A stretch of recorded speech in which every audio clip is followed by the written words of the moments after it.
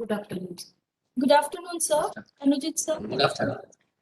Sir, we'll start the session in another few minutes, sir. Participants are joining. Actually, the last session got over a bit late. So Okay. I think another five more minutes we will start, sir. Okay. Okay. Good afternoon, sir. I'm Rupa. Yes. How are you, sir? And yeah, I'm fine. So you are attending from BIT, right? Bangalore Institute. Yeah. Sir, Madam is the chief coordinator of this FDP. Okay. Great. I have heard about it from Tamda. Yeah. Sir, please wait another 5 minutes. What our colleague Umashi told, because Uttam sir is taken up to till 1:45, sir. Oh, okay. 1:50 So, like yeah. that. You please Yeah. wait. Not 1:50, sir. 2:00. Really 2:00. Okay. So it's like, yeah, we can wait for another 5 to 10 minutes. 5 minutes, sir. Another 5 minutes, sir. Please, sir, if you don't mind. Thank you very much, sir. Thank you. Sure. ಅಲ್ಲ ನಾವು ಹೋಗ್ತಾ pass ಮಾಡಿದ್ಲ ಮಮ್ಮೀಗ ಅದೇ ಶುರು ಆಗೋರ್ಗು ಸುಮ್ಮನೆ ಯಾಕೆ 5 ನಿಮಿಷ record ಆಗೋದು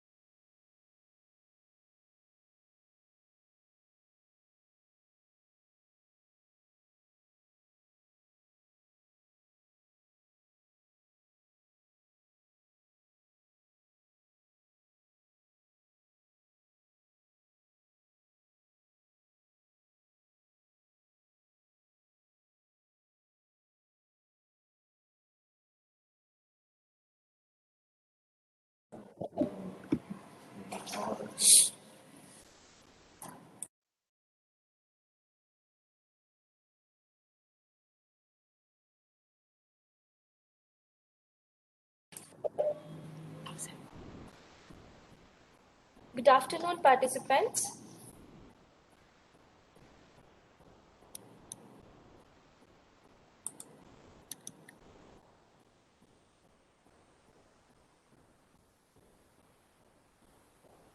Good afternoon, dear participants. A hearty welcome to you all to the day 2 of this online FDP sponsored by AICTE Atal, organized by Department of Mathematics, Bangalore Institute of Technology on artificial intelligence and conceptualization of algorithms using Python. So today is the day 2 and the session is 6, which will be discussed on neural network theory, which comprises introduction to neural network and various losses in neural network by our eminent speaker, Dr. Tanujit Chakraborty, Center of Data Sciences, IIIT, Bengaluru. I would like to briefly give the introduction about our eminent speaker. I'm really privileged to give introduction about Sir. Sir has completed his Doctor of Philosophy in Quality, Reliability and Operations Research from Indian Statistical Institute, Kolkata. He has done his Master of Science in Quality Management Science from Indian Statistical Institute, Kolkata. Sir has done his postdoctoral fellow at Center for Data Sciences, IIIT, Bengaluru, and also at Laboratory for Computational Social Systems. With this, Sir has also done Sir has been statistical consultant at Business Intelligence Unit, Advanced Analytics, Bajaj Finance, etc. Sir has received many awards and fellowships. So here are some few which I really want to address. He has received Best Paper Award winner in ACM India Joint International Conference on Data Sciences and Management of Data. Sir has received Best Student Paper Award on Application category in 52nd Annual Convention of ORSI and International Conference held at Indian Institute of Management, Ahmedabad. And also, Sir has received the award B.G. Raghavendra Memorial Award for the Best Student Paper for the Operational Research Society of India. Sir has received Junior and Senior Research Fellowship Award by Indian Statistical Institute, Kolkata. With this, Sir has many research articles into his credit, and also Sir has given many talks, presented papers in various conferences, faculty development programs, and Sir has a book chapter on foundations, trends and challenges in modeling, control and drug development for COVID-19 outbreak prevention, so which was published in Springer 2020. Sir has also submitted his manuscripts. One is on Bayesian neural tree models for non-parametric regression, and another one is modeling the degree distributions of heavy-tailed networks by generalized Lomax models. With this brief introduction, I would like to invite our eminent speaker, Dr. Tanujit Chakraborty, sir, to take over the session.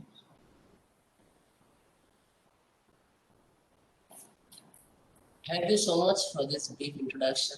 I think it was not brief actually, it was too large. Okay, anyway, thank you Bangalore Institute of Technology for inviting me to this session on introduction to neural networks. Since this is a faculty development program, I'll be talking briefly about what was the journey of neural network since last 75 years, I should say. So if I assume it started by 1940s, so it has been a journey of more than 80 years with from perceptron theory to deep learning theory. So this talk is gonna be mostly useful for anyone who is interested to learn not only neural networks deep learning, but also will have an emphasis towards its application to various business, technological, and social problems. So I believe my PPT is visible, right? If you feel any issue with the We will inform, sir. We will let you know. Okay. So let me just start today's meeting, like today's topic, introduction to neural networks. Uh, so machine learning, I think there was pretty much discussion on machine learning since last day and today even. So machine learning is something we are trying to design a computer program that will try to learn from experience with respect to some class of tasks. And then the performance measure will be assigned to it.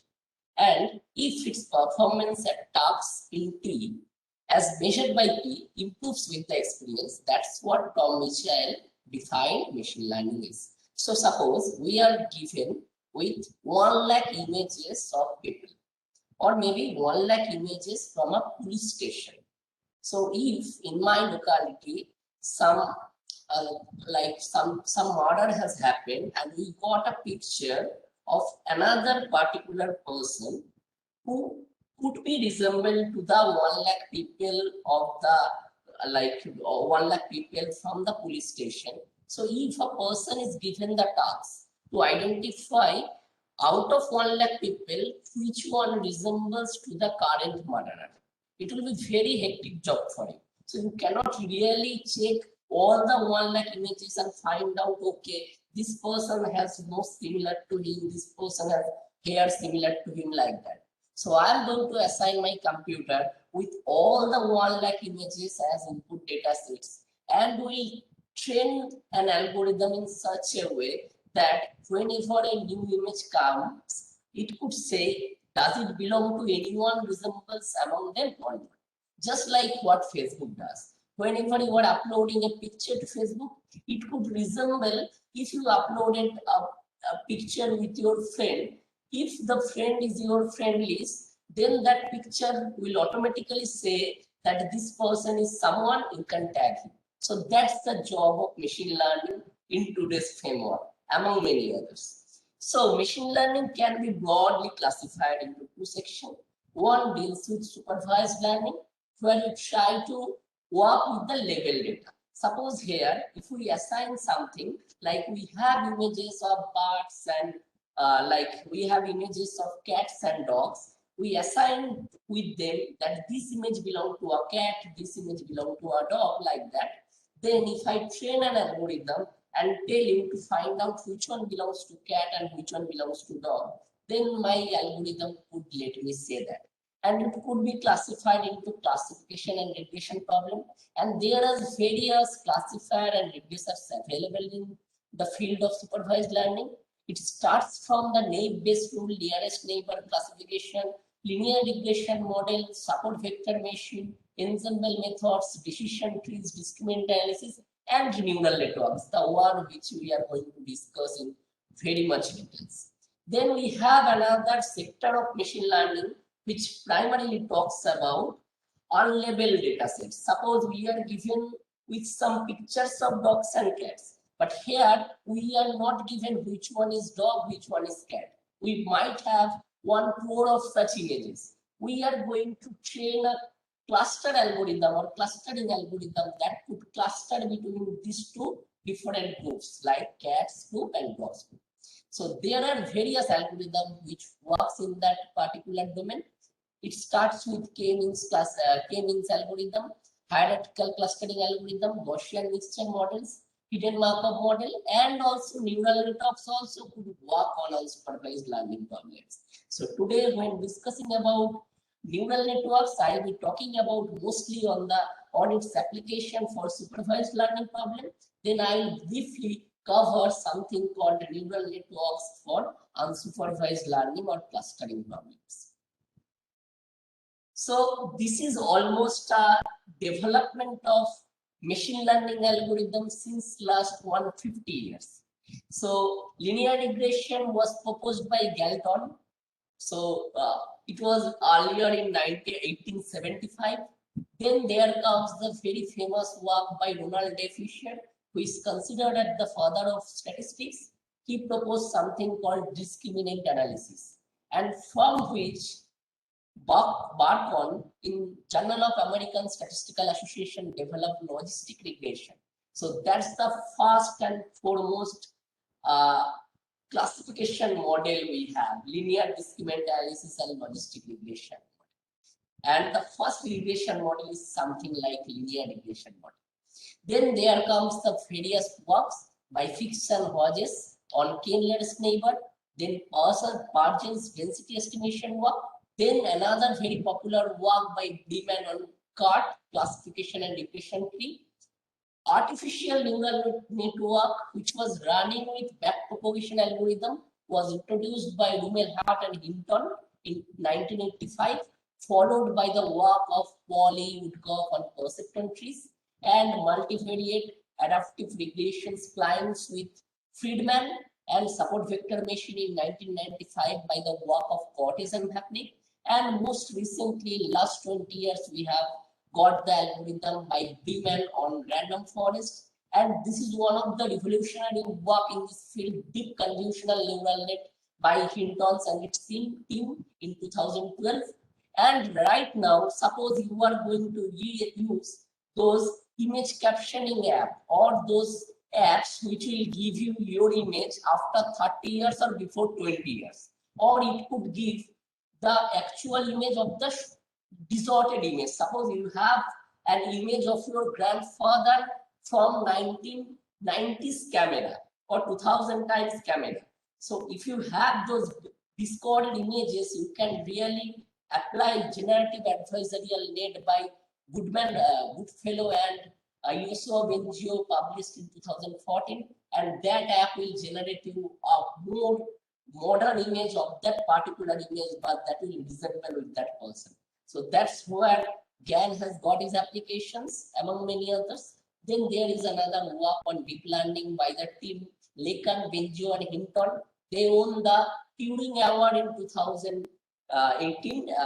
18 or 19. So that work actually is something like that revolutionized the works on neural networks, and the deep learning has got its application in large data sets and big data problems, and among various other works, Bayesian deep learning framework is also very useful in these frameworks. So today we will be talking about the artificial neural network and a bit about convolutional neural network and deep learning models.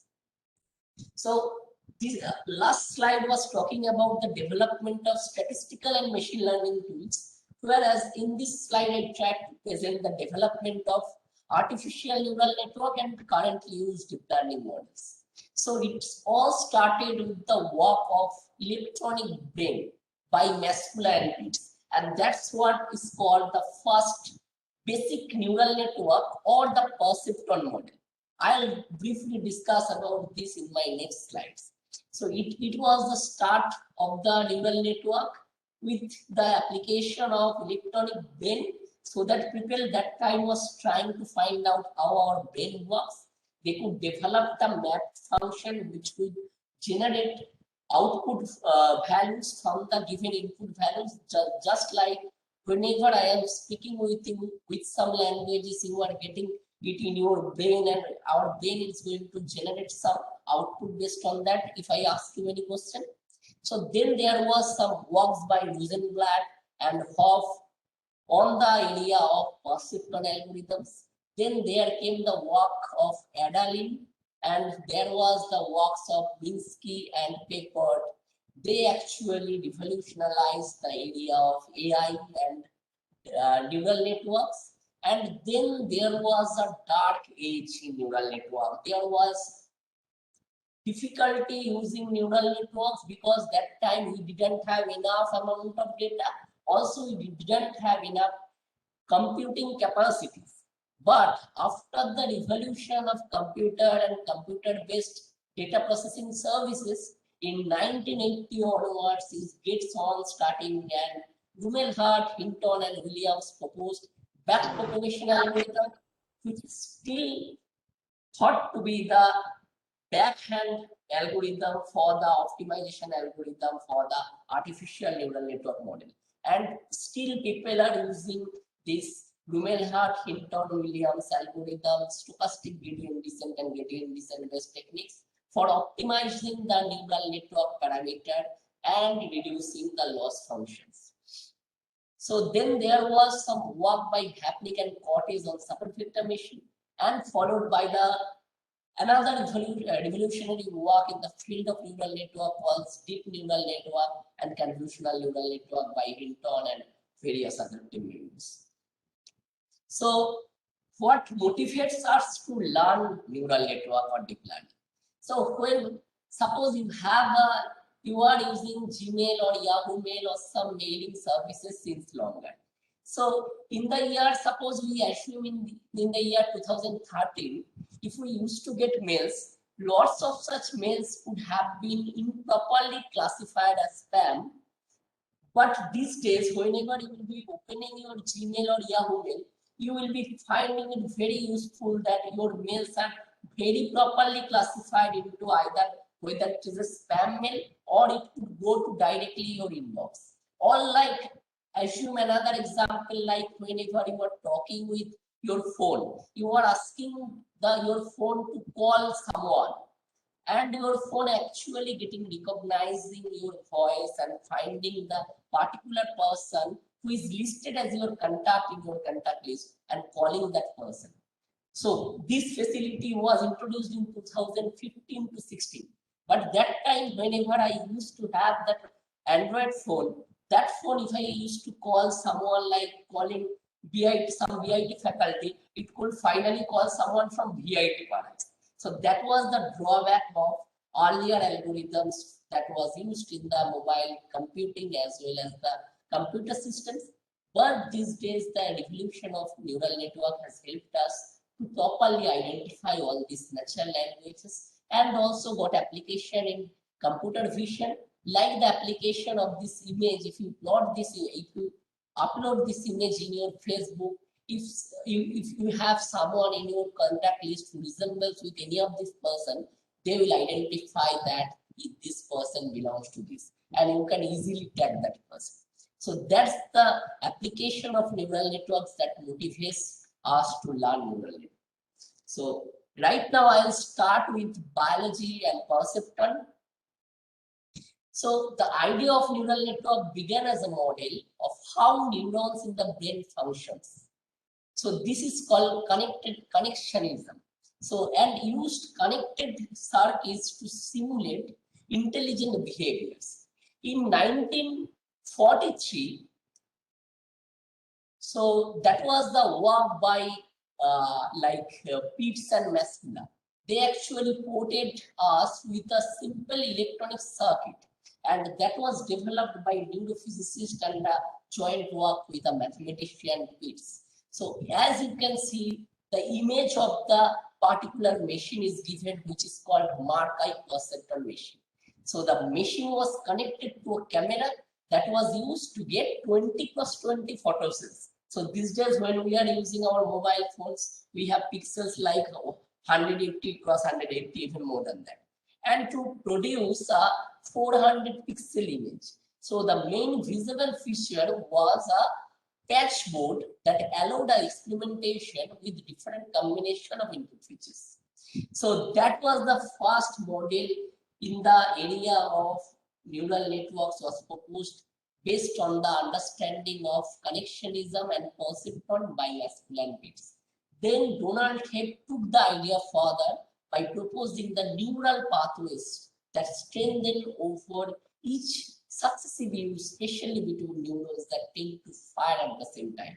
So that are the initial works on biological perceptron model, and which then gave the first perceptron work, another perceptron work around 1950s by Rosenblatt, a psychologist at Cornell who was working on understanding the comparability, that is simpler decision system present in the eye of a fly.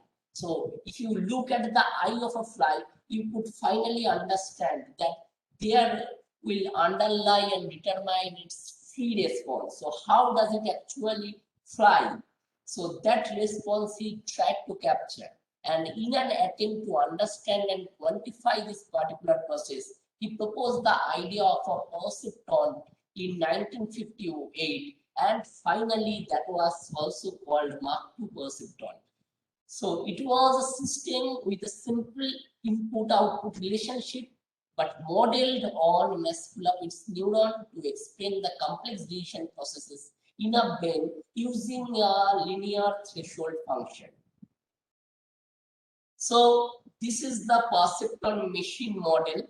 So Mescula-Pitts neural network takes it in inputs, takes and then weighted sum and returns 0 if the result is below some threshold and 1 otherwise. So you can think it as the most basic neural network where you are going to give some inputs and with some weights, it calculates some summation weighted sum of that input and weights. Suppose it calculates something like sum over Wi into Li, just like linear regression analysis.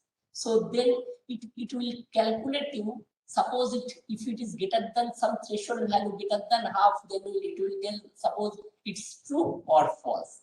Just like whatever happens in regression and logistic regression analysis.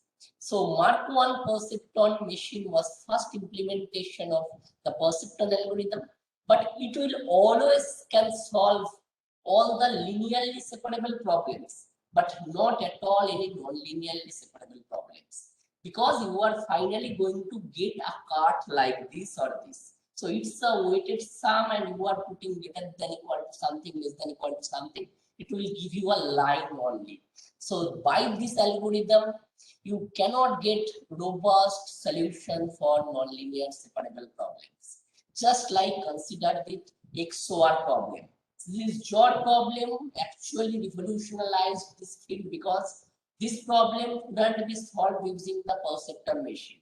So people thought, so an algorithm which will give you a hyperplane which can separate between this particular problem solution. If you suppose this particular blue balls represent the positive values and this pink triangles represent the negative values. If you need to solve this problem by drawing a simple line using perceptron machine is not getting solved. You need at least 2 lines to segregate between these two things. Suppose something like this or something like this would come. An easy hyperplane should come. So how to get that solution? That's the solution that was proposed through the works of feed-forward neural nets and radial basis function neural net and Bayesian neural nets. And they come in the broad umbrella of artificial neural networks. So what is artificial neural networks looks like? So you are giving some inputs and there is a particular layer, just like in our brain, it's a hidden layer in which some mathematical computations are done. Maybe, for example, for this particular problem, if you can generate 2 particular lines like this and this, and then you need to give some 2 hidden layers. One will draw a particular line that will segment the below blue ball and the upper below ball from the triangles. So that is why there are presence of these hidden layers in neural networks, which will further followed by the output layer, where the outputs are generated based on that whether we are going to classify or get the regression value of the particular inputs. So A is composed with 3 or multiple layers. So just like it could have input layer and 1 or more hidden layer and output layer. Nodes in the hidden layer computes a nonlinear transformation of the inputs. And this is called feed-forward neural network because you see the line direction is towards from input to hidden layer and hidden to outputs. There is no recurrent relationship or there is no backward connection between these layers. That's why it's called feed-forward neural networks. And we assume that all nodes between this layer are connected with each other, which is not true in the modern setting in convolutional neural net and in many recently used neural networks algorithms. They do not assume that all the nodes should be connected with each other. They think about sparse setup, but artificial neural network is a fully connected feed-forward neural network. So how do these hidden layers learn? Hidden layers can automatically extract features from the datasets. Suppose you have this particular example of images from your Facebook page. So once it's gonna identify another new image belongs to any of this person or not. So whenever this input data of images are given to neural network, it will automatically generate some features from these particular images. And deep neural networks could learn hierarchical feature representation. So just like in the image, suppose the hidden layer 1 represents the first image above, and then the hidden layer in the second image followed by the hidden layer in the third image. So finally, we could get the output layer where we want to understand whether a new image belongs to any particular person or resembles with any particular person or not. So the bottommost layer will capture very low level images, example edges, and then subsequent hidden layer learn progressively more high level images, like the parts of the objects as represented in this picture. So that are composed of previous layers features. So our basic neural network structure is something like this. We could have a two-layer neural network. Two-layer means there will be only one hidden layer neural net, but it will be fully connected. Then we could get more layers in the hidden layers, and we could generate two hidden layer neural network or something like that for our particular problem at hand. But how to choose the number of neurons, how to choose the number of layers is a very challenging problem, which we will be talking about some of the rules that are present in the literature. So I'll start with giving an example problem. So suppose will I pass this class, like after this class, there is gonna be a test where you will be given some exercises to do. Suppose will I pass this exam or not? That's a given problem to us. So let's start with the two feature model. Suppose the pass will be determined by the following thing: the number of lectures you have attended and the number of hours you spend on your final project. So suppose that's true for you, all of your students who are going to work with you in your classes, even BTech and classes like that. So you will have a problem where I have calculated the values for the number of lectures all the students attended and also the number of hours they spend on the final project. So suppose this is a particular data from which we could get the answers like the number of lectures attended and presented in the x-axis and the hours spent on the projects are presented in the y-axis, and we could get to know from the previous year's data sets that the green balls represent those who have passed and those red balls represent who have failed. So it's very very interesting to see those persons who haven't attended classes and they haven't spent too much time on the project, they will get necessarily. So this is a particular data, and from the next year, a student, suppose like me, decides to attend suppose 4 hours of classes and suppose 4 hours of classes per week and 5 hours they will investing in the project per week. So whether that person thinks he may pass or not, that's my finally going to be my test input on which I want to know that person, that particular vector which represent the number of lectures attended and the hours spent, 4 equal to 4, 5 will pass on. So to solve this problem, we could generate a neural network which will help me to do that. But what if I go for developing a loss function which will help me to measure the cost incurred from incorrect decision? Suppose based on a very basic understanding of the model, we could predict suppose the passing probability very low where the actually he will pass.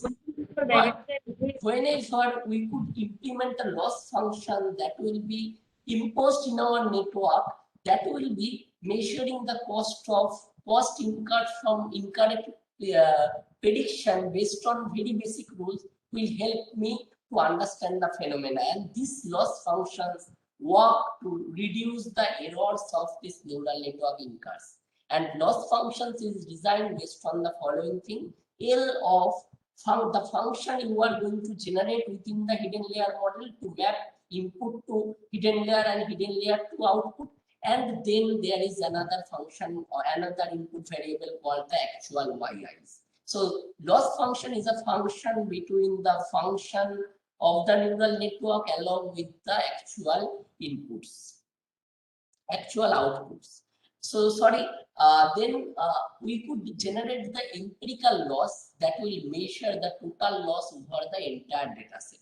So this loss function also termed as objective function, cost function, and empirical function.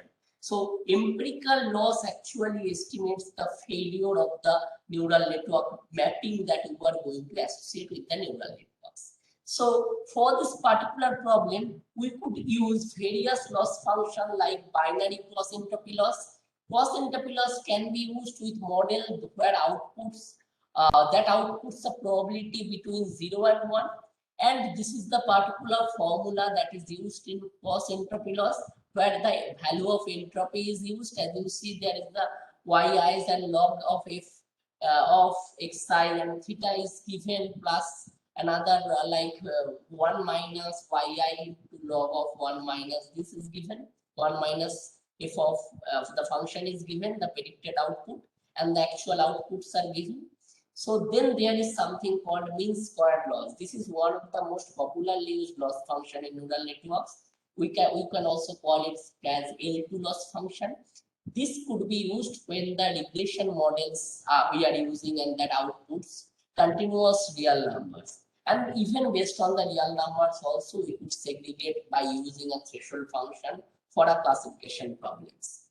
So suppose we are given with these data sets and we could use these loss functions to reduce the burden of my neural networks, and based on this loss function and the work of we finally want to estimate the weights by achieving the lowest loss or by reducing the empirical loss at its best. So we are going to finally minimize the loss function over the whole samples, and finally we're going to get my weights values like W1, W2, Wk that's are associated with the input layer, and that maps the input layer to the hidden layer. And these weights can be estimated using the gradient descent algorithm. So this was the understanding of loss functions using a particular example of students, whether they are going to pass or not. But right now we'll move towards the mathematical formulation of the neural networks. So mathematically, as you can see, we are giving inputs like x1, x2, x3, x4 based on the empirical loss minimization using the gradient descent algorithm. We could get the Wi's, W11, W21, W23 like this, all these weights that are associating with the hidden layers. And in the hidden layers, you are going to use an activation functions. So by this S sign, we denote activation nonlinear function, and sigma denotes the weighted sum of xi's and wi's. And then from the hidden layer to the output layers, there are also weights associated, V1, V2, V3. These are the weights of edges that connects the hidden layer to the output layer.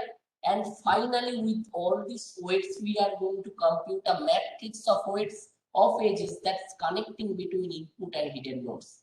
So each hidden node will compute a nonlinear transformation of its incoming inputs. So a weighted linear combination will be followed by a nonlinear activation function. And then finally, Y is going to be associated with the weighted combination of the previous layer, hidden layers, outputs. So what we are essentially gonna do by mathematical formulation, so we are going to give an input vector x cal equal to x1, x2, xd.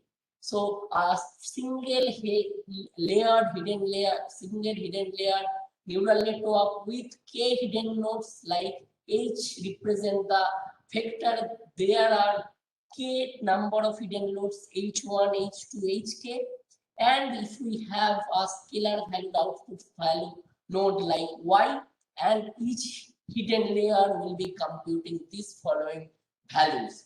Hk will be a function of w transpose x. So it's nothing but h will be something like the vector w transpose into x. So what will be that function called? That function is called neural network function. And the final output y will be obtained by v transpose into h.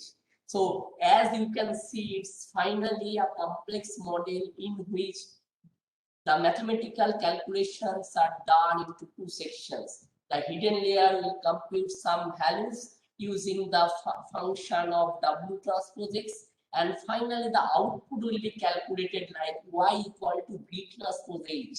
So we are going to use not only the input function, input values, but also the weights generated by gradient descent algorithm by empirical loss minimization between first hidden layer and input layer, also the hidden layer and the output layer.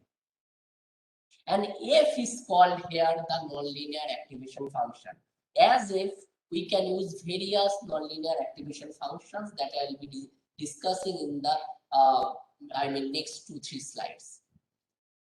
So suppose we are going to have a feed-forward neural network with n layers. So try to understand that complex frameworks like our brain, we have multiple hidden layers. Like we have a very complex problem which cannot be solved using one hidden layer.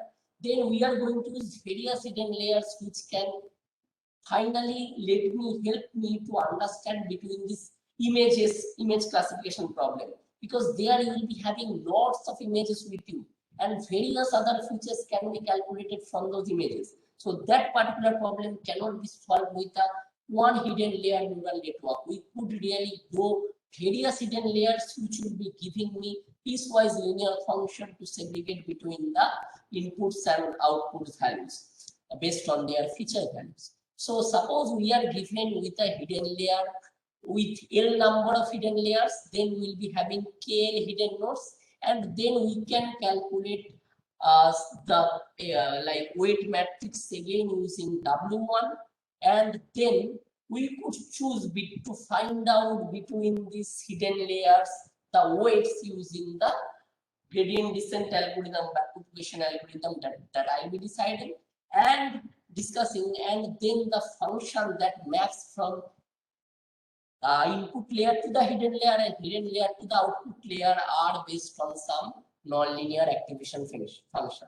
So just like here, you could see H equal to F of W transpose X. So your first question is, I can calculate W transpose and I can calculate X using my input values, and WIs I could get from the optimization algorithm by minimizing the empirical loss or maybe L2 loss, or maybe by using some other algorithms as well. Right now there are various other algorithm schemes other than multiplication too, but they do not really work well in various practical problems also. So this weight matrix and X you are having with you right now. So you are going to know what is my F. So this is gonna be your F. So F can be a sigmoidal activation function which will lie between 0 to 1. It could be a tan hyperbolic activation functions which will lie between -1 to 1. It could be a very modern ReLU activation function that calculates maximum of 0 of x, 0, x, and that is the most useful, currently cheaper to calculate activation functions that are used in modern neural networks, and it is called rectified linear unit activation functions. What are the drawbacks of sigmoidal function? It will saturate and kill gradients, and also it is not zero-centered. What does tan hyperbolic activation functions does? It also saturates but is zero-centered. So then this is my ReLU function, which is very popular because it is centered at 0, as well as it could help me to compute the values with a cheaper computational facility. So we could learn the parameters or the weights by minimizing the loss function. For example, I introduced 3 loss functions there. Among them, squared loss is one of the most useful one, and backpropagation is like a gradient descent plus chain rule derivative based technique, optimization technique, which could efficiently get you the weights values that are associated with the different layers of the neural network.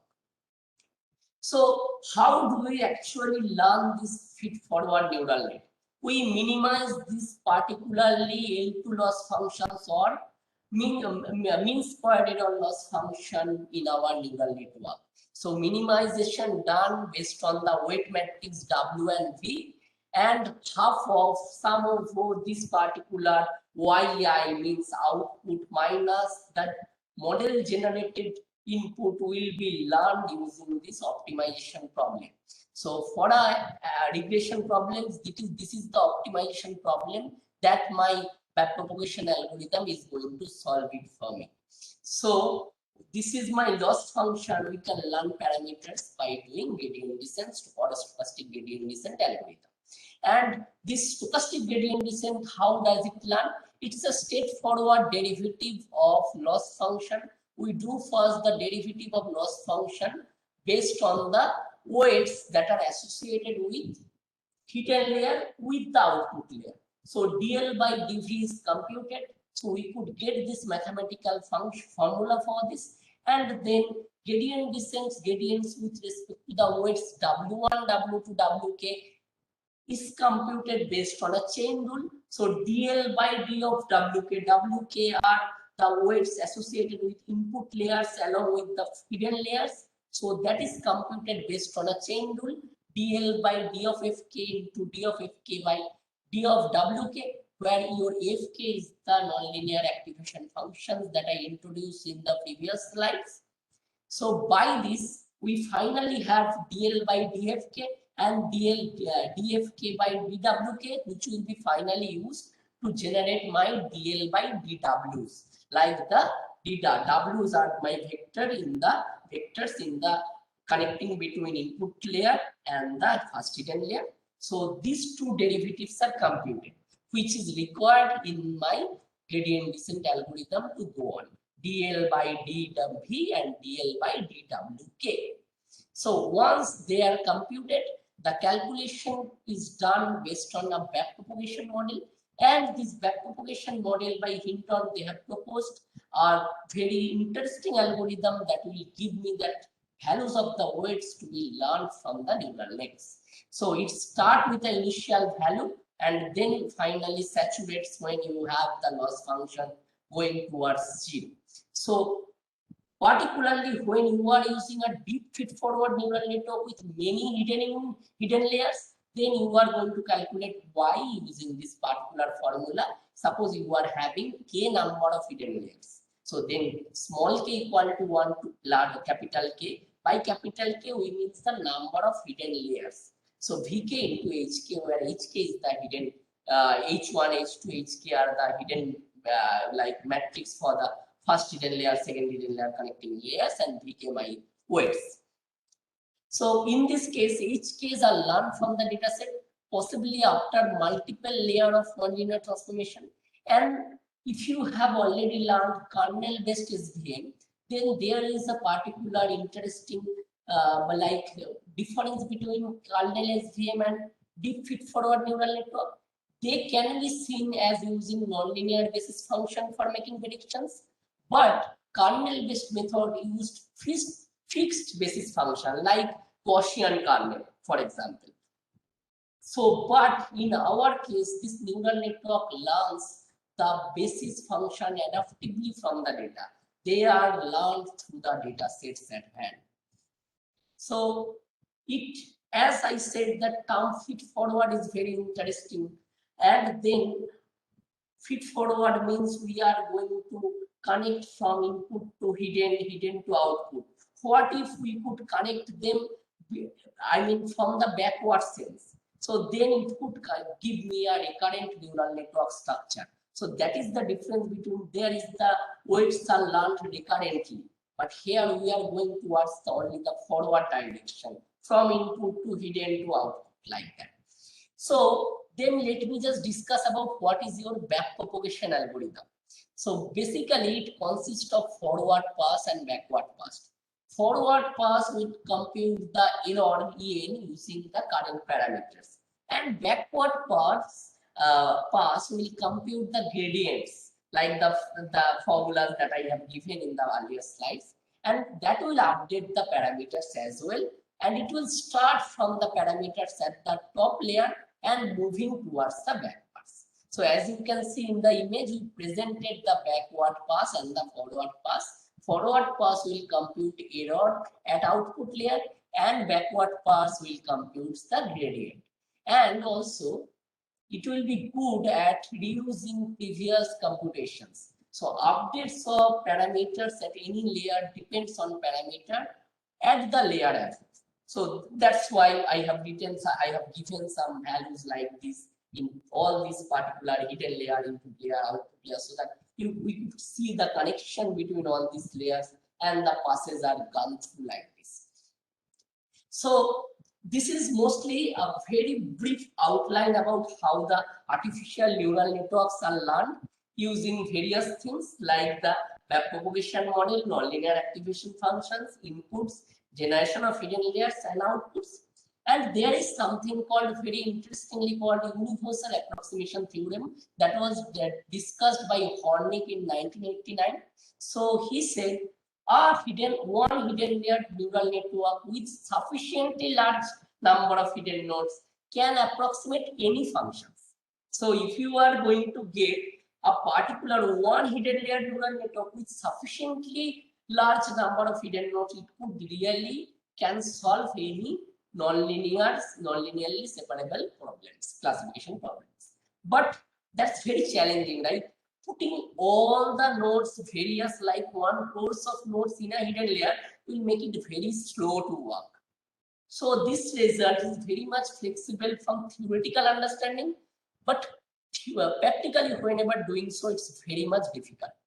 But what they did in deep feed-forward neural networks, so they have created hidden layers that can automatically extract features from the data. And that's the understanding of deep learning models. And stochastic gradient backpropagation algorithm is most useful still today for weight optimization. So here I presented an example of what artificial neural network model with 3 hidden layers. But whatever we say, there is always no free lunch for you. You cannot really get, there is a particular theorem called no free lunch theorem in optimization. So it was proposed by Wolpert. So he said, you cannot really get an algorithm which will be very much interpretable, it will be giving you high accuracy, and also it will be very easy to implement. So it's like you are finding everything from an algorithm, like just like you heard of decision tree today. So decision tree is very simple to understand, easy to like construct, but it becomes very much non-helpful when you are learning with various features. So you will be getting a very big tree, which will be very difficult to understand, and sometimes you will be stuck to local minima. So that's the problem of decision tree. It could not get you good amount of accuracy when dealing with large sample size, large data set problems or big data problems. That's where also neural network got some drawbacks. It's not very easy to understand. It's not very much interpretable. The mathematical works of deep learning still are in process, but it will give you very high accuracy. Trust me, for the large data sets. So neural networks are able to learn any complex nonlinear activation mapping and approximate any continuous functions. It's very complex, that's why, right? So as a non-parametric model, it doesn't make any prior assumption on the data, just like what it does, what linear regression model or logistic regression model does. They are parametric model, they try to make assumptions on the data generating process. But artificial neural network, decision trees, and all this KNN classifier, they do not make any assumption on the data generating process. ANNs are very flexible with respect to incomplete, missing, and noisy examples. Most of the data sets, they are not actually flexible with all these data structure, complex data structures. So that's why ANNs are called fault tolerant. But Neural networks, if applied to very limited data, can overfeed the training data and lose its generalization capability. Suppose you are going to kill a mosquito and you bring command for that. That's gonna be a problem. That's how the neural network is also. So if you are going to use a neural network for 100 sample data sets, so it's gonna be doing overfitting and you lose generalization capability. There are a few things that are proposed like dropouts to like restore the neural network from overfitting, but that's are also useful for sufficiently large amount of data sets, not for very small data problems. ANN cannot deal with sequential or temporal data, but deep neural network and various form of LSTMs, they can deal with sequential or temporal data sets. The selection of neural network topology and its parameters lack theoretical background. Just like what will be the number of hidden nodes you will be choosing. This is also till date it's a problem. Most of the people will go with some formula like root over of n, root over of the sample size. Some people consider is the formula like 1/3 of the number of input layers, or some formula based on some heuristics. And some people, they will go with some trial and error. I will be keep changing that and will be finding out. So just like k nearest neighbor, the choice of k is still an open problem theoretically, but this is also true for the neural networks. So there are a few algorithms proposed to do that, just like perceptron tree algorithm and various others, but still it requires lots of research to be done in this field, and lot of exercises are going on in this field. So ANNs also lack memory. So it doesn't restore the memory, it actually learns through forward passes. I mean, not forward passes, but forward like weight estimations take place in the neural network. Its connectivity are in the forward nature, forward direction. But recurrent neural networks which have backward directions, they have memory. So they remember everything, but ANN, simple ANN doesn't remember. Just like Poisson processes doesn't have any memory.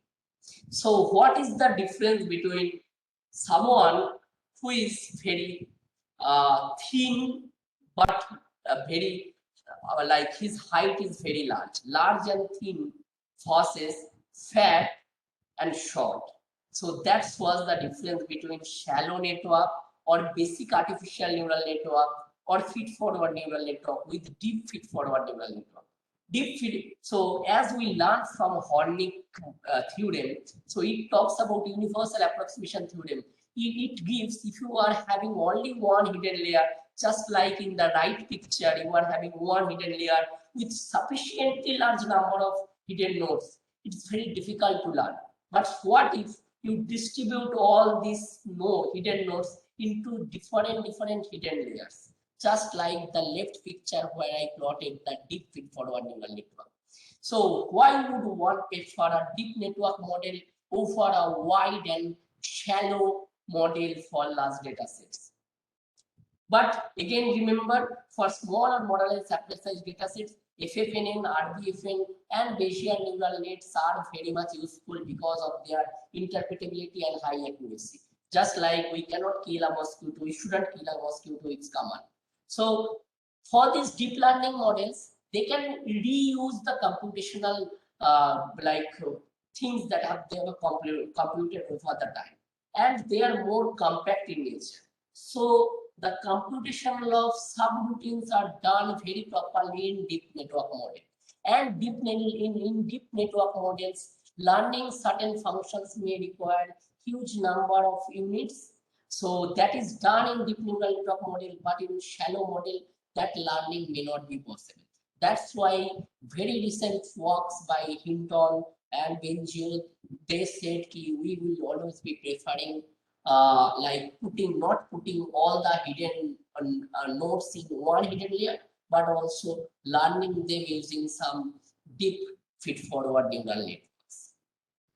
So this is for your, because in the last lecture you I saw you have like learned about something from SVM.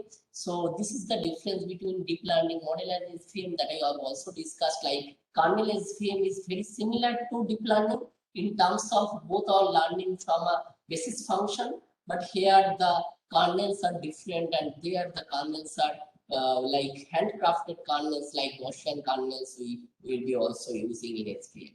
So this is a very basic understanding of what is the difference that came with support vector machine and deep learning. Why support vector machine is not too much in like popularly in like media, but also deep learnings are very popular in media and for the applications in complex problems in industries.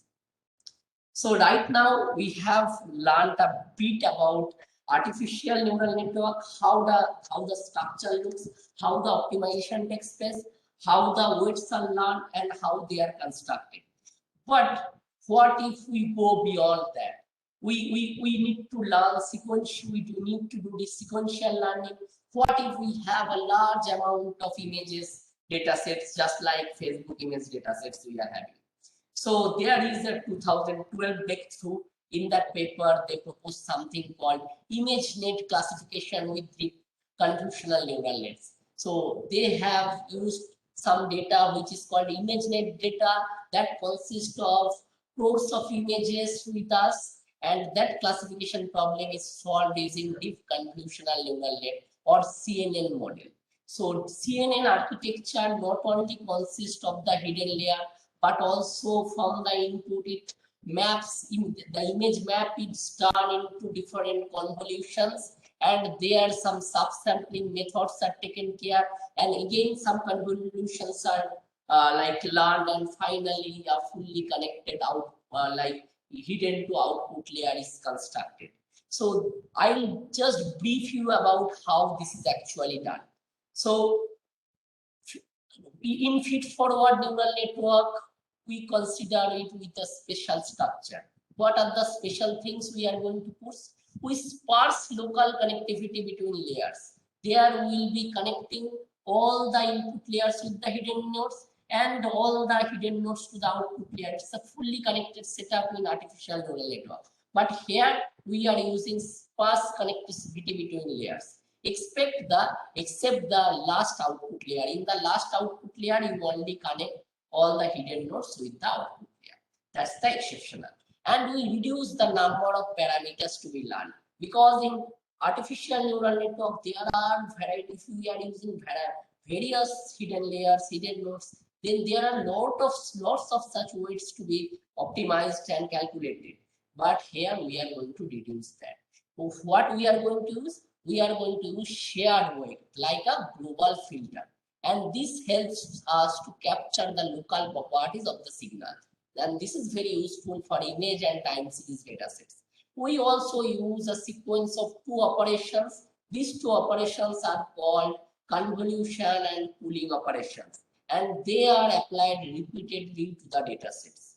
So what do we mean by convolution and pooling operations? Convolution means extracting local properties from the signals or the input images. So that uses a set of filters that have to be learned, and there are weights W between these layers. So just like if you are given an image of handwritten image of 3, so it may convert. So we have an input set which will be converting into feature maps. There are lots of feature maps available, and we could convert it into convolution using the local properties of the signal. And from this set of convolutions that are drawn in this image, so we could start doing subsampling. So that's what we call pooling. Now it downsamples the output to reduce the size of the representation. So we are finally going to get very small amount of subsamples from those convolutions, and then repeatedly this is done unless my final classification works. So a nonlinearity is also introduced after the convolutional neural network. There we connect all the last hidden layer values with the output layer to generate my output. Here the output is something like the classes are available 0, 1, 2, 3, 4, 5, 6, 7, 8, 9. Out of which if I run this convolutional neural net on hand digit recognition, this could recognize me that this is what we have written as 3.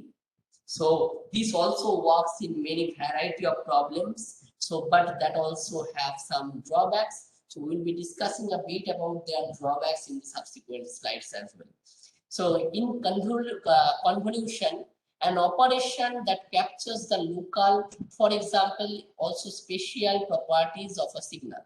So from an image is seen to be, suppose the image is 256 into 256. So that is a matrix of 256 rows, 256 columns. In each of the unit matrix there, we could see whether there is something written or not. If there is something written, and then we could extract those features by using the convolution. So this is mathematically, this particular operation is done. This is very similar to the operation that is done even in the artificial neural network, but here we are using WK as the filter, and there is some operation star operation is done that is represented by some notation. So this operator it does what convolutional operator, and then f is a non-linear function. So that introduces the non-linearity in this particular convolutional neural network. So usually a number of filters are applied and will produce a feature map, and these filters need to be learned separately and then finally combined together.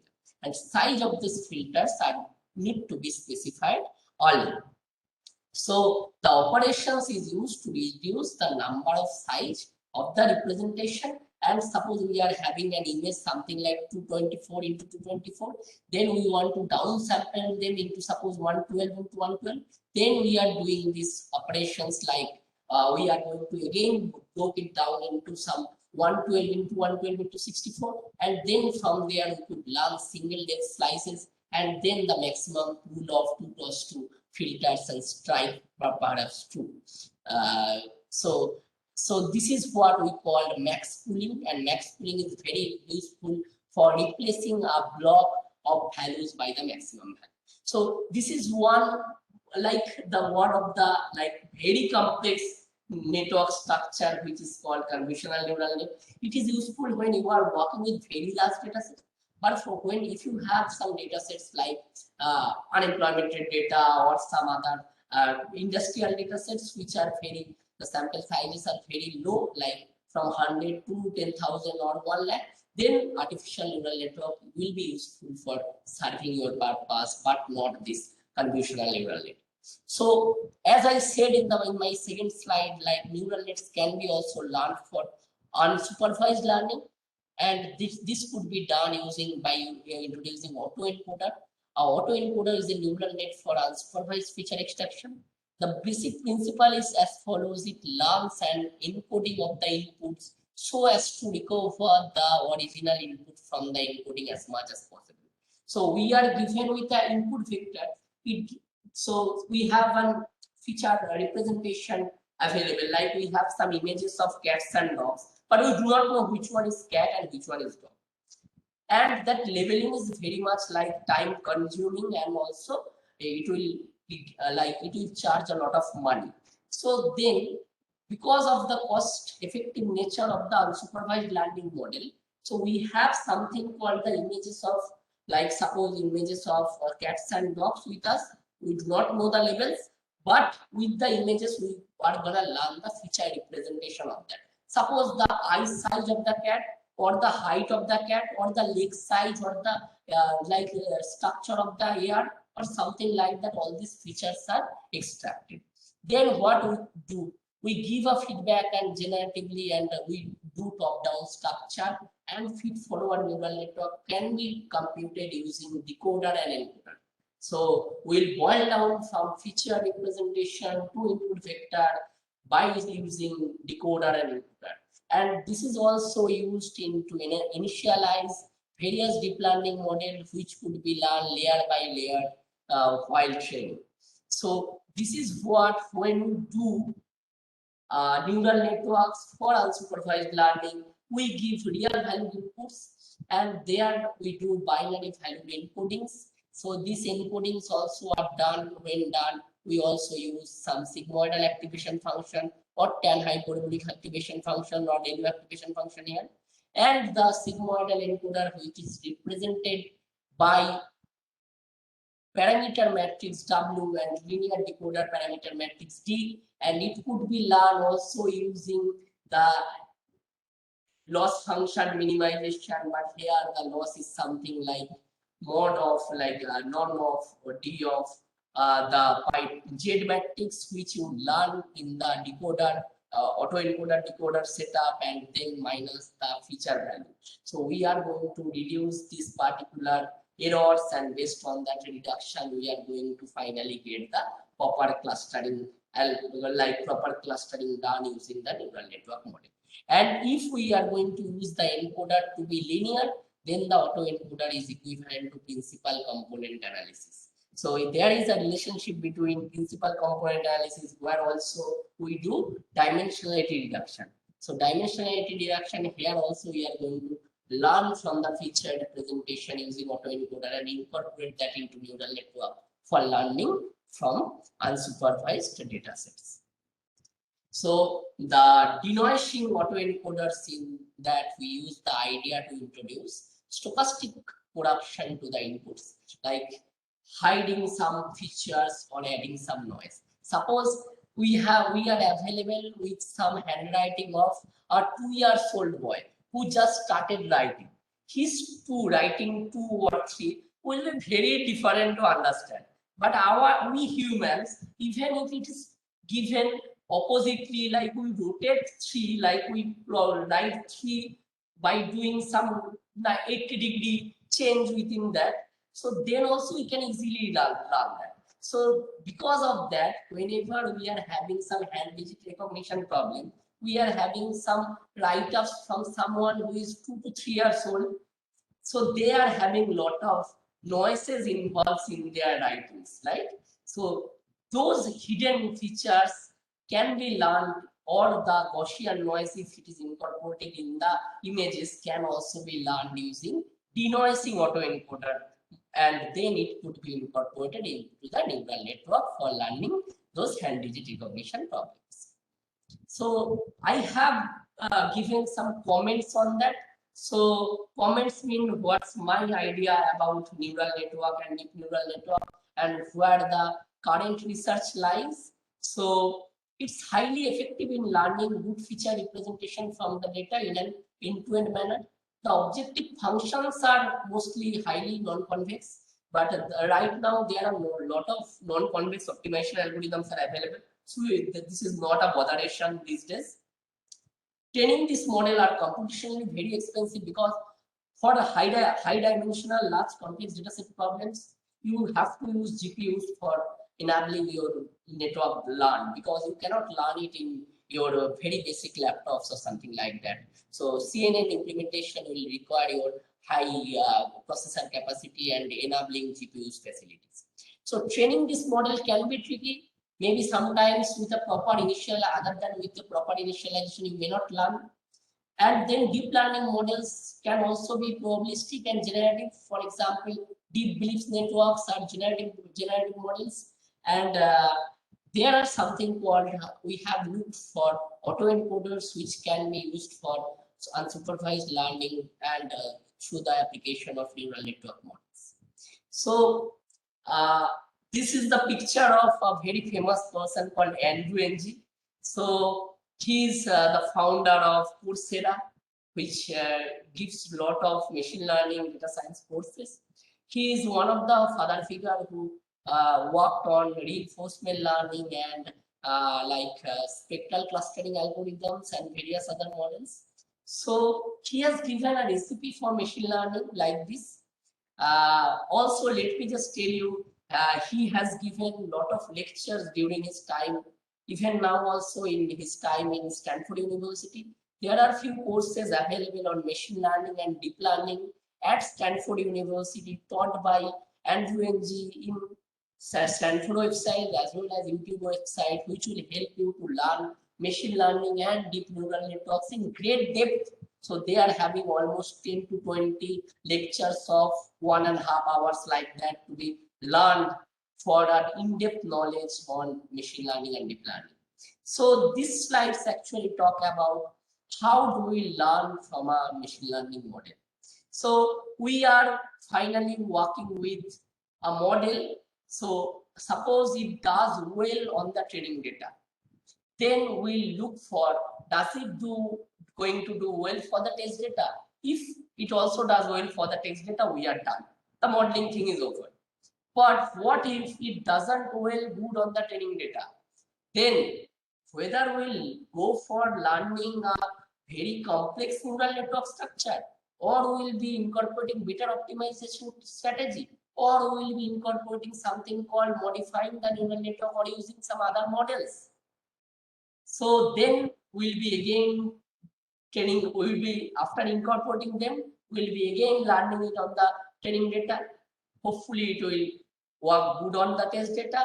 What if it doesn't do well on the test data? Then the model have the overfitting problem. So the model underfits if it doesn't do well on the training data but does well on the test data. But the opposite problem, like it doesn't do well on the test data but well for the training data, then it's an overfitting problem. And neural network overfitting can be reduced by introducing dropout and various other strategies. Like there are also fuzzy based methods which can help neural networks from preventing overfitting. So this is one of the pipeline that he created, and he recently wrote a book on machine learning, which is very helpful to understand the pipeline and their application to product design. So if any one of you are working at, with any startups or something like that, which will help you to develop some product strategies using the machine learning model, application of machine learning model, machine learning by Andy book is gonna be a very helpful one. Now, after talking a bit of theoretical understanding of artificial neural network and working principles of convolutional neural network, we are going to talk about what are the applications of deep learning models. So just like if these days you go to China, you won't be having any problem, because if you have some virtual assistant with you, it will convert your language to Chinese language and help you to learn, and help you to let them understand what you are going to say. And also, if you have some images, it will, if you apply some deep learning model, it will generate your captions. Just like whenever you are going to watch any South Korean movie, you get the captions with that automatically generated by YouTube or some other channels. So then there is something called we can do, like we can learn various things, like whenever driving a car, the self-driving car can learn using deep neural networks, whatever, like people are there, what are the, how much distance are they, and what is the road, whether there is any signal or not, like this. So from image to like image classification to modern day computer vision problems to various technological aspects, deep learning has got its applications. So just like if I am given with the image of this man playing a guitar, so my NLP based NLP classifier, which is nothing but a deep learning model, could help me to identify what could be the caption of this image. Just like given a man in black shirt is playing guitar. So this is what could be done. Also, whether a picture is real or not, whether this man's mustache is real or not, that could also be learned using the neural networks. So all this action recognition, even if you are walking, so if suppose this particular like whatever tool we are these days using, like Google Meet and all these other like softwares, they can also put all the background images behind us, and it could classify me as an object, but cat could also recognize the background. So that is a very famous problem called background subtraction problem in image processing. So just like that, if you jump, your machine learning algorithm embedded in any camera will write the person is jumping, like that. So there are various genetic model, machine learning and deep learning models have got its applications in something called AlphaZero and Zero, maybe, and DeepMind introduced you, and there are many softwares and various computer programs available which will let it play with you, like whenever you are playing FIFA or in mobile also, and the chess online. So then you are going to play with computer which is learning through deep reinforcement learning models, so that they can do the steps and they can beat you in those games. So it is something like the game industry and all the industries like are getting like benefits of this current machine learning and deep learning techniques. So I thought I'll give you some brief outline of neural networks, as well as we introduce you with some textbooks and references which are going to be helpful for future learning. So to learn machine learning, brief sound machine learning, there is a 130 pages book which is called the 100-page book on machine learning.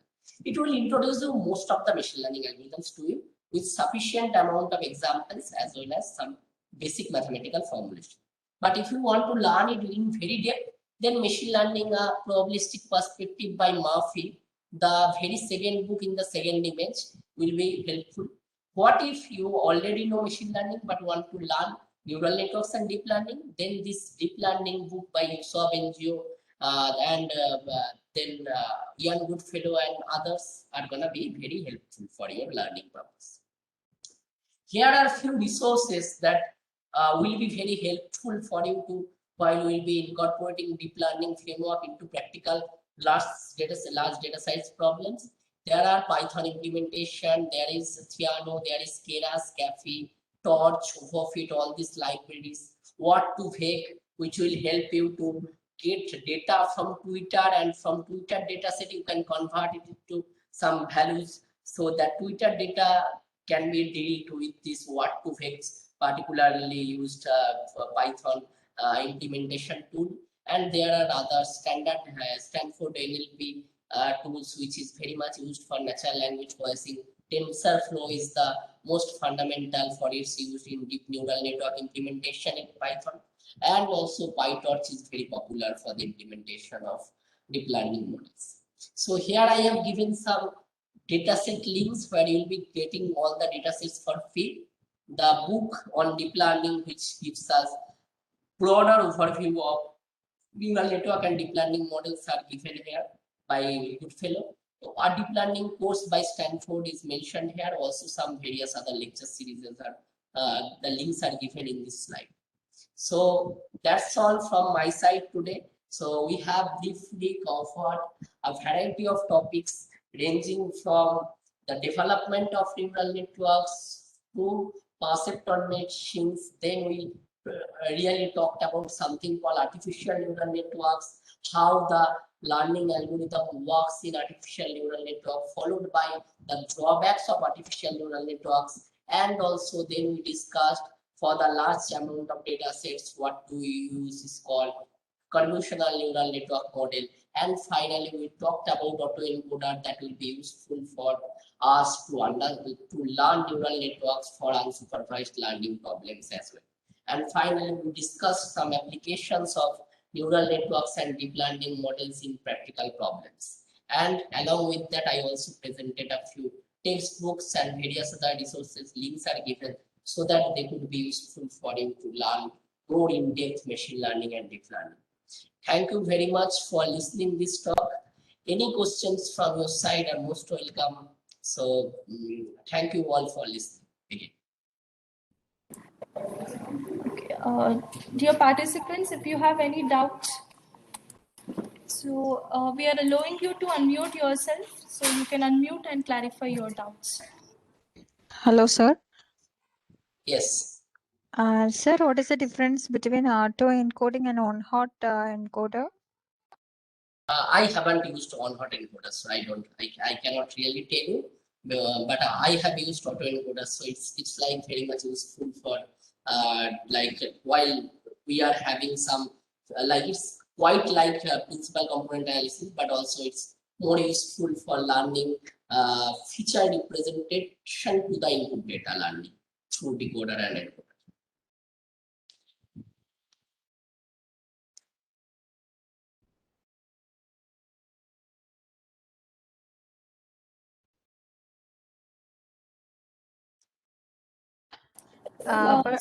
Thank you, sir. This on auto-encoder only we can apply over unsupervised data, right? No. But also in my slide I already mentioned like this could be also used in the it could be also used to initialize any deep learning models. So in terms of feature extraction, there also autoencoder could be incorporated. So it's not only could be used for the unsupervised learning, but also could be used for the supervised learning problems or initializing the deep learning models.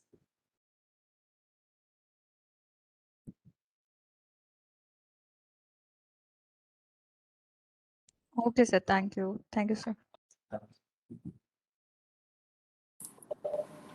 So there's a question in the chat box, sir. Yeah, I cannot see the chat box. Can we- Sir, I'll read out, sir. I'll read out. Kindly throw some light on using neural network in digital image watermarking process. So they want to know about neural network in digital image watermarking process, sir. So, like the image captioning problem or the giving whether you are jumping it or not, just like that. Suppose we are having a lot of digital images, and so watermarking process were actually asking about a very specific problem. So I those person who are working with the watermarking marking processes, they can tell. But like what broadly it says, like any image caption problem, any image understanding problem, any background subtraction problem, or something like that, where the convolutional neural net actually learns through convolution and then subsampling are incorporated, and it could really understand the image opacity and image sparsity through its development. So particularly while we do some captioning, it actually, what it does, it actually looked into the data, and based on the previously available things, they could learn, okay, this is my background, this is my sky, this is my human figure, this is my hair or something like that. So that's what, like, it has broader application. So like there should be some application to digital image watermarking problems, but I haven't worked on that, so I cannot really comment on particularly on that. But what I have worked on deep learning models recently, we could use it for some understanding some chaotic signals, like linear system and various other systems. They are having chaotic signals present in that. So whenever we are having those chaotic time series, we could learn it using LSTM and all these recurrent neural network processes in a better way. So just like that, it could have been using for these particular problems that we were talking about.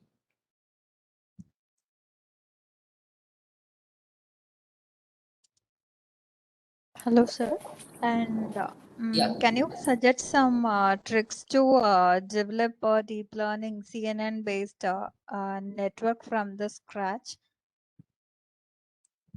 So I have given the links in the in my slides. So here you will be getting all the, in these links, if you go through, you'll be getting all the step-by-step implementation of convolutional neural networks.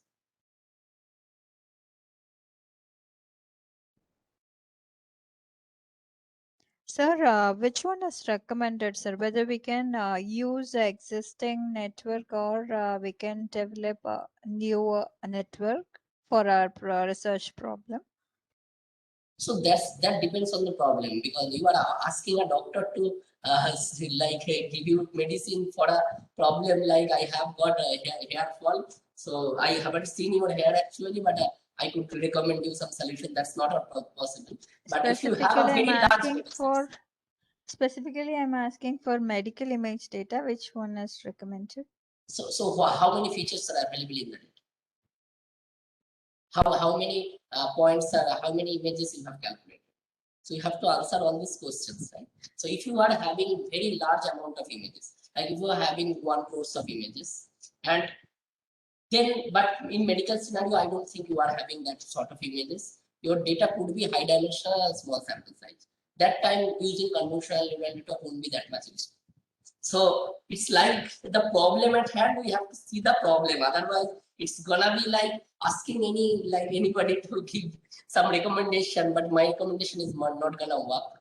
But what is recommended for most of the application problems, unless you solve the problem using some model, you cannot see whether you need some new methodology or not. For most of the real world complex problem, particularly this high dimensional small sample size problem, large scale neural networks are not gonna help you. you need to generate some semi-supervised neural networks where you will be having very small number of data sets available. You could give them as training, but finally you do some like semi-supervised learning in those frameworks.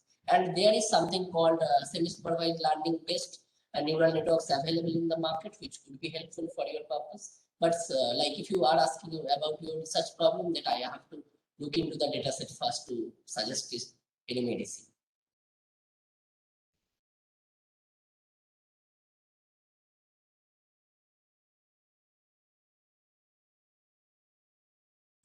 Any other question? Thank you, sir. Thank you.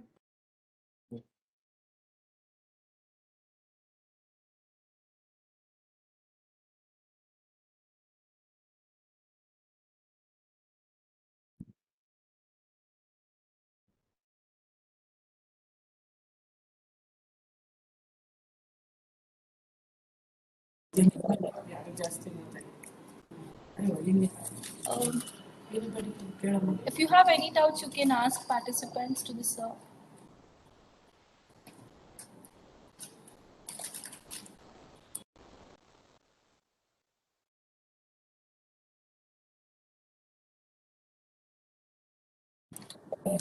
Sir, I hope everything is clear to our participants, sir. Yes.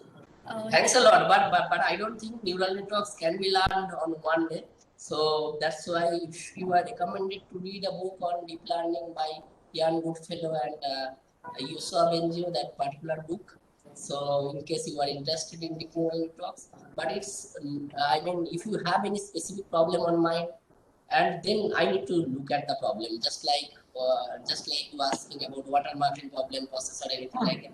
I do not have any expertise on working on that. I am working on the theoretical aspects of neural networks and designing more robust neural networks and its interpretability and transparency. So my research is mostly mathematical formulation of neural networks rather than just application of deep learning model to some image problem. I do not work on that. So I do not have practical experience or expertise on that. So, but yeah, deep learning model book will be giving you lots of insights regarding this. it's fine, sir. It's your talk was really helpful. Anyway, sir, we will be sharing this PPT to the participants. I think the Sure. links which you have provided. So I think they can make use of those things, and also I think they can explore themselves over with the idea whatever you have given. Anybody want some more clarification? Sir is available. If you want, ask question. Sir, if you don't mind, I'll give 1 or 2 minutes time for the party. Yes. Because some network issue, other things are there, no? That's fine. And also, please share your PPT, sir. Everyone they asking, you know my mail ID Bitmass. I have already mailed you like at by 2 o'clock today. Oh, okay, So sir. Sorry, sir. you Sorry. please check your mail. I'm not checking, sir. Sorry, sir. Any participant you have a doubt? Good afternoon, ma'am. Good evening, ma'am. I would like to ask a question. Yeah, you ask.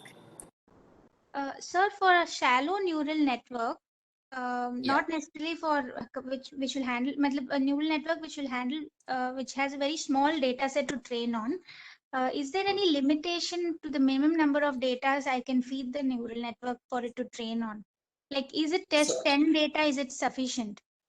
Yeah. So if you do not have like at least hundreds of data to train a neural net, then there is no point in training neural net. So then for 100 data sample size problems, so there is a very recent paper in 2014. So do we really need hundreds of classifiers? That is the title of the paper. Do we really need hundreds of classifiers? It was published in Journal of Machine Learning Research. It talks about if we have very limited data, like we have less than 1,000, less than 10,000, even less than 1 lakh data sets. Sometimes random forest is the one of the best algorithm for that, rather than using neural network. And there is a very recent paper came in 2021 by Google Research. They talked about in a paper. They said whether for tabular data we do not need deep learning. So if you have tabular data sets is mostly statistical learning models are gonna help you more.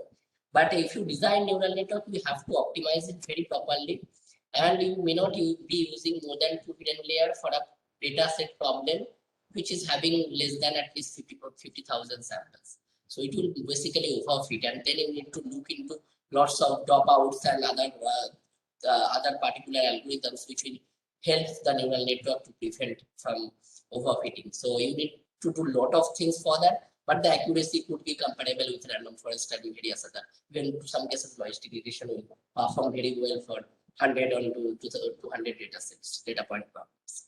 So that's what the understanding of shallow network uses, but it could be used for more than 100 to 200 data sets. You can use very small sampling.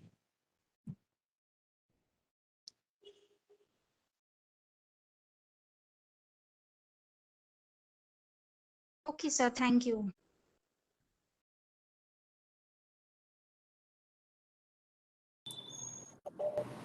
Sir, there is a question in the chat box. They're asking a suggestion for a textbook to learn machine learning from scratch. So my PPT was, I guess, nobody could see my PPT, but sir, like, yes. yeah. So there is a book by the 100-page book on machine learning. That's a very interesting read, but I should recommend for if you do not have any experience with machine learning, then there is a book called Introduction to Statistical Learning by Tipshi Rani, ISLR. I for introduction, S for statistical, L for learning. So ISLR is a research. So it's a ISLR book is the most popular book for learning machine learning. So you just Google ISLR. I'm not able to write here. So ISLR, I have written in the chat box. ESLR. These two books are like very easily available, and you can just download it from their websites, and they talks about most basics of machine learning and deep learning, not deep learning, the basics of neural networks. But for learning, deep learning or neural networks, so deep learning, the book is named as Deep Learning. So that's the most interesting book. And then another book called Deep Dive into Neural Networks. So that is another book very recently came, Deep Dive into Neural Networks. It also gives all the implementation of all these techniques in great depth. So line by line could start. Thank you, sir. And sir, there was one more question. How overfitting can be avoided? Yeah, so there is a paper in Journal of Machine Learning Research by Srivastava and Hinton and their group. So they talks about a method called dropout. So dropout is popularly heavily used technique for like to stop neural networks from getting overfitting. So that's a very interesting work if you want to see. So just Google dropout by Hinton, Hinton, Hinton. So Hinton is one of the godfather of deep learning. So that paper talked about this particular algorithm in great details.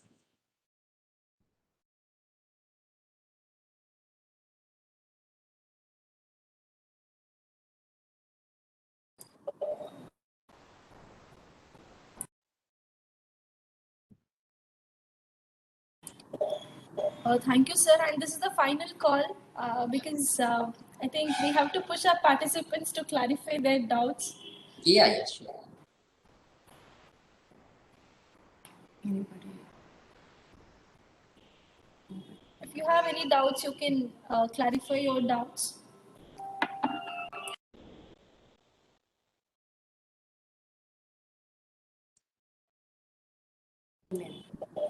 So there is a question in the chat box. So what are the artificial neural network Python modules available? So Here is the link. Yeah. in my screen, I have given all the deep learning resources where I will be giving the Python implementation of all these models.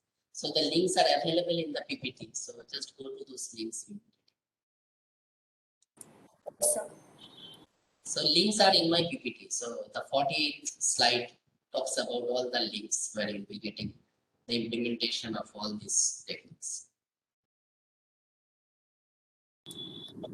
And sir, how well can deep learning be used for social network analysis? Social network analysis, social network analysis means social network mining, I think. So suppose there are few recent works going on which talks about how to find hate speech in social network. Suppose you are going to launch a product, so there will be a lot of hate coming to that. So how to design some algorithm which will be helping me to understand which comment talks about gives hate and which comment gives me positivity.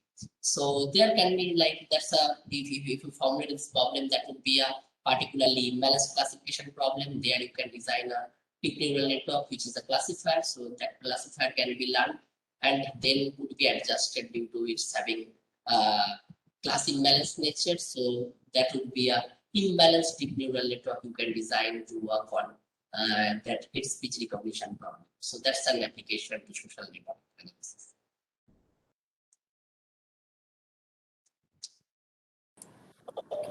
Thank you, sir.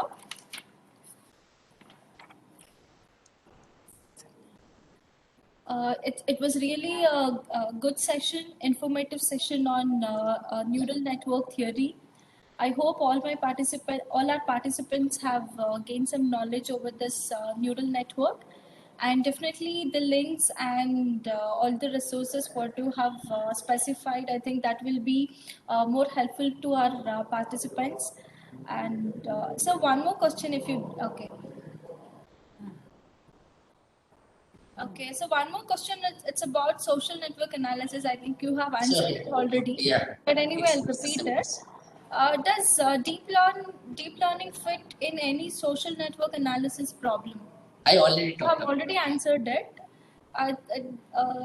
Shabana madam, I think it's your question only. The previous question, sir has already answered to it. Can you be more specific in your question?